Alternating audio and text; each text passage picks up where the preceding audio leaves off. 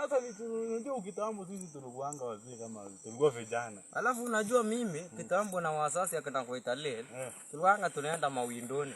Siku gani hiyo? Unajua mimi ni wajuzi sasa. Sasa siwezi jua na wewe. Alafu sikia nikuambie. Unaona mzee wa pale chini. Osama. Wa. Ananyemelea watoto ya unyewe. Ule mtoto ule mdogo ajuzi ule mdogo ule. Haujasikia? Huyo Veronica wa mama Mwangina pale. Osama. Hamu urudia vizuri. Unasema nini? Osama mzee mmoja wapo. Unajua anapenda kuma. Uniambie vizuri. Anapenda kumezea watu mate.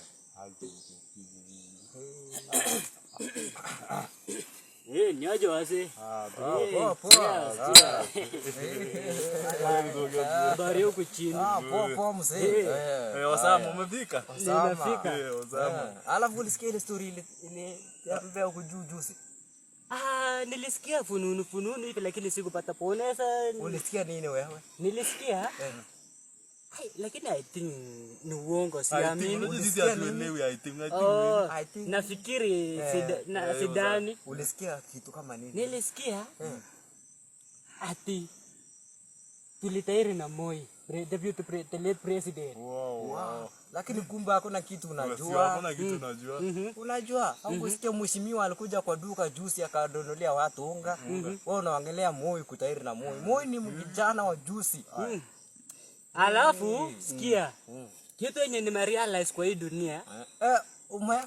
Nimerealize. Utuambie wa Kiswahili. Sisi hatuelewi Kiingereza. Wanapenda kutuchanganya. Sasa sikiza. Kitu yenye nilirelease kwa Kiswahili. Nilirelease. Ulisikia tu lakini hujui inamaanisha nini. Nilirelease. Ulisikia. Sasa unaona mzee Jomo Kenyatta. Ule mzee ule kijana ule baba ya Uhuru. Huyo sasa. Baba ya Uhuru. Unaona 1939. Kama gogo yangu hajasaliwa. Nilikuanga bodyguard wake. Alafu 1963 agu yangu akazaliwa. Unajua ni aje?